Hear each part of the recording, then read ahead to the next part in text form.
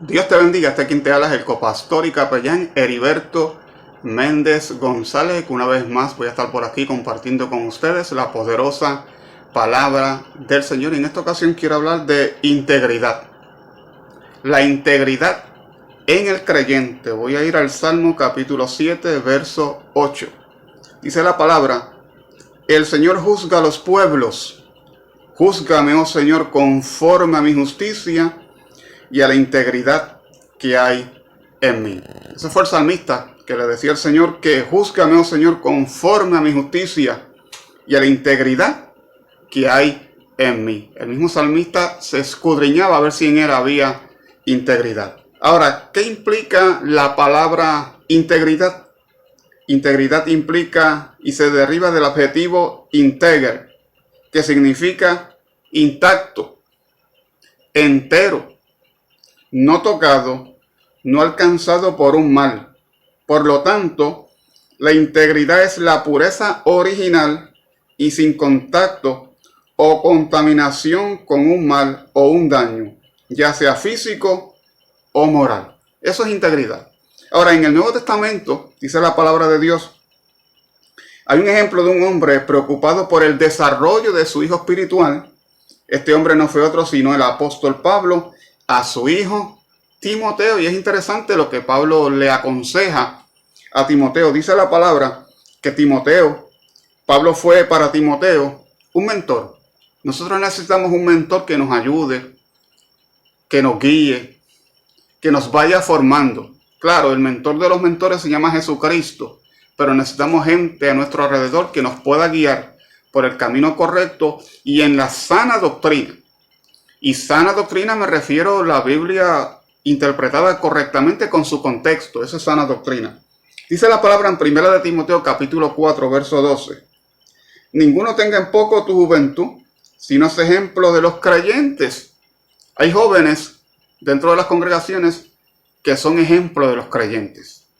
Hay jóvenes que se comportan conforme a la palabra del Señor. Y si tú eres joven y me estás escuchando, tú puedes ser ejemplo de los creyentes. Dice, sé ejemplo de los creyentes y que ninguno tenga en poco tu juventud. Nadie tiene que menospreciarte, porque eres parte del cuerpo de Cristo.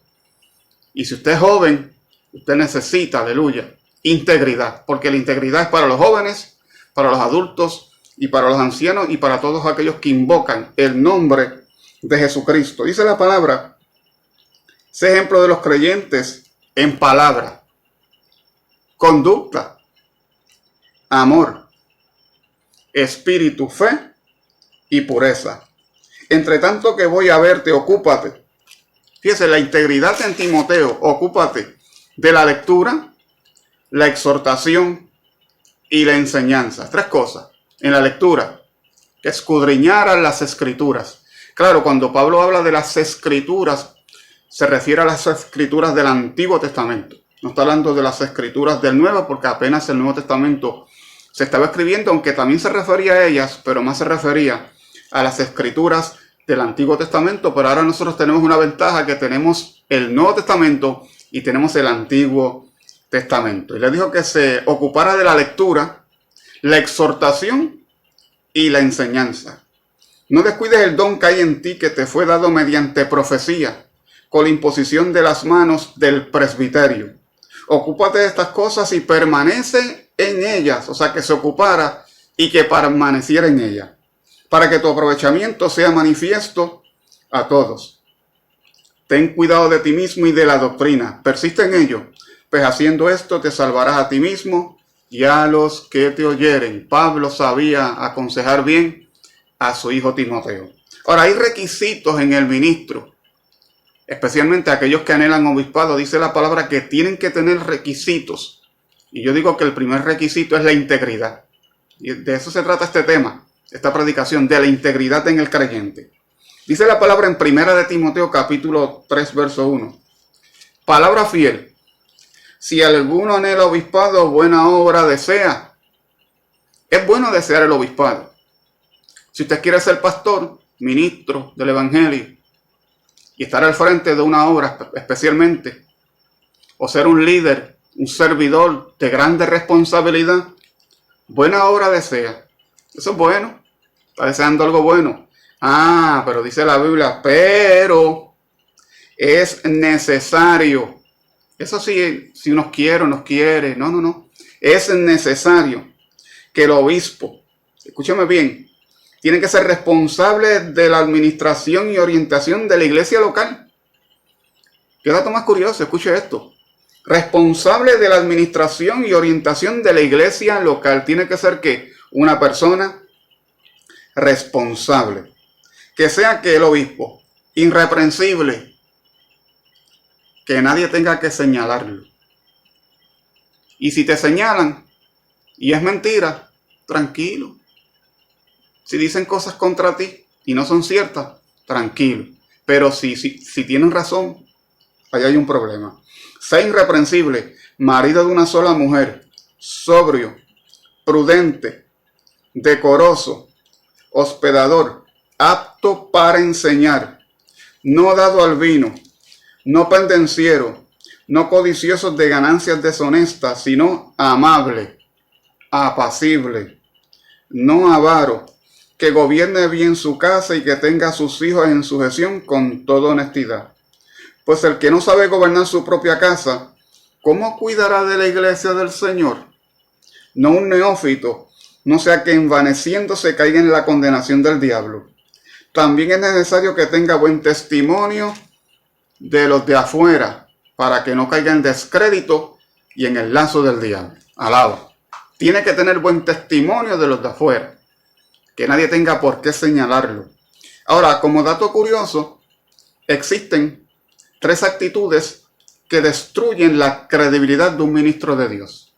3 actitudes que destruyen la credibilidad del ministro del Señor. La primera actitud,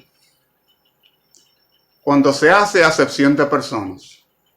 Escuche bien, cuando se hace acepción de personas. ¿Y qué significa eso?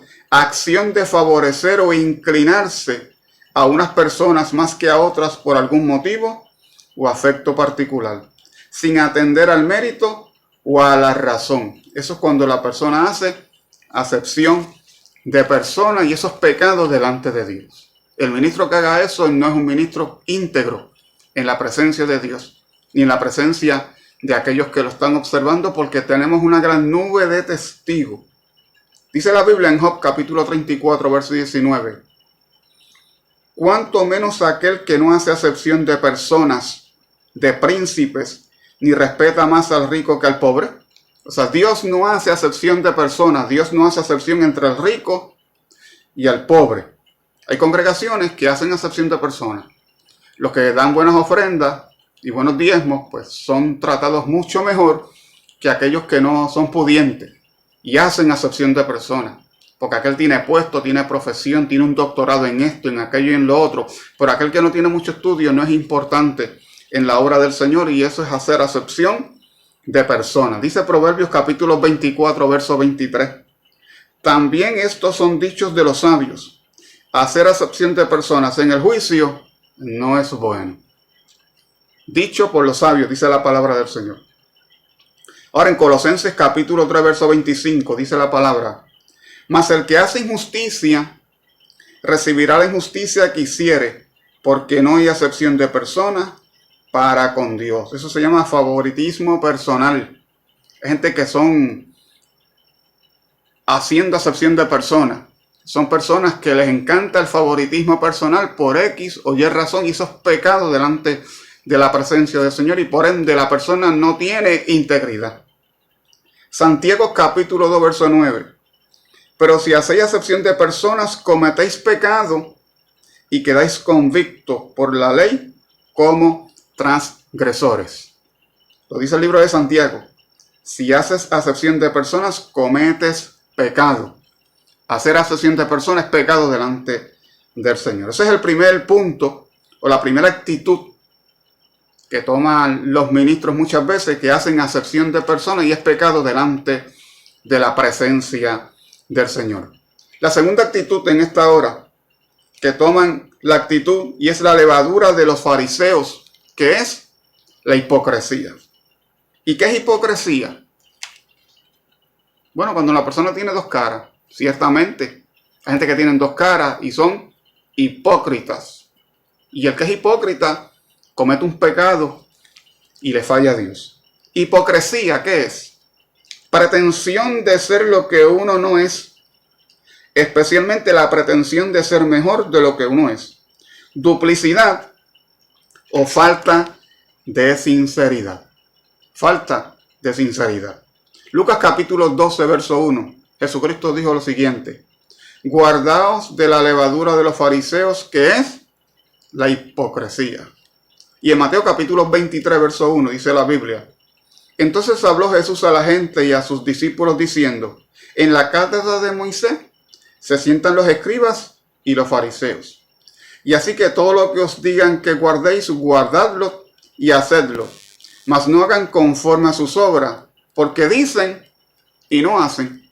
Nunca le exijas a un hermano lo que usted no está dispuesto a hacer. Alaba. Porque así era el fariseo. Porque dicen y no hacen. Porque atan cargas pesadas y difíciles de llevar y las ponen sobre los hombros de los hombres, pero ellos ni con un dedo quieren moverla. Ponían cargas sobre la gente, pero ellos no iban con eso porque ellos hablaban, decían, pero no hacían. Así hay mucha gente, hombres de Dios, que dicen, pero no hacen y ponen cargas pesadas sobre los demás. Alabado Jesús. Así que en esta preciosa hora, escucha bien lo que le voy a decir. Toda administración en el espíritu que atenta contra la dignidad de una persona no viene de parte de Dios. Toda ministración. ¿Y qué es eso? Bueno, suministrar a alguien algo. Cuando usted suministra a alguien algo que tiene que ver con el espíritu, ya sea orar por la persona, darle un consejo, llevarla a un nivel más alto, no llevarla a un nivel menor, sino más alto.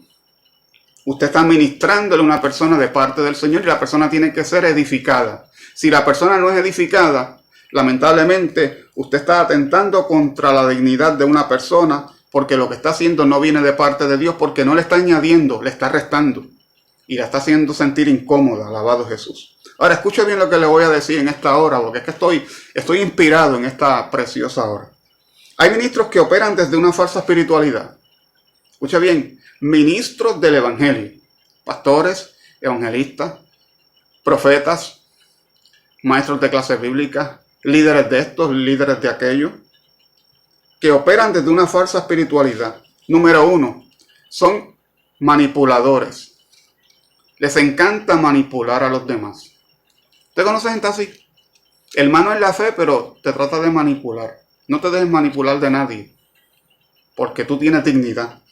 Alabado Jesús. Son manipuladores, usan la manipulación. Usan la intimidación. ¿No estás de acuerdo conmigo? Sencillo. No te preocupes que cuando me toque predicar voy a tirar varias indirectas para incomodarte, para intimidarte. ¿Y sabes qué? Eso no es evangelio. Eso es animosidad contra la persona. El evangelio no se usa para eso. El evangelio no se usa para que el ministro o el predicador descargue y saque todas sus sinsabores y sus angustias. Porque se siente de esa forma y en vez de irse en oración buscando presencia de Dios para que el Señor le quite el malestar, se van al púlpito y predica y empieza a soltar de una manera terrible y trata de intimidar a aquellos que no están de acuerdo con él. Y tercero, vergüenza.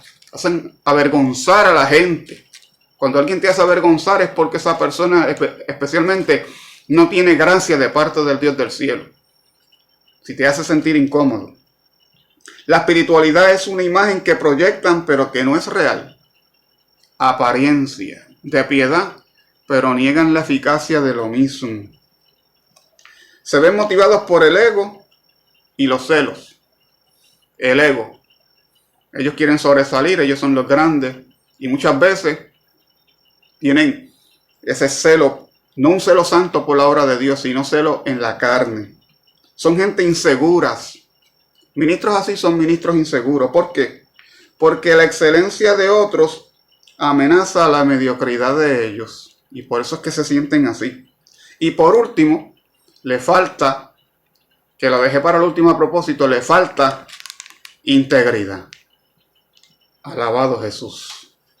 Ahora le voy a dar el tercer punto en esta hora. La tercera actitud que destruye la credibilidad de un ministro el chisme.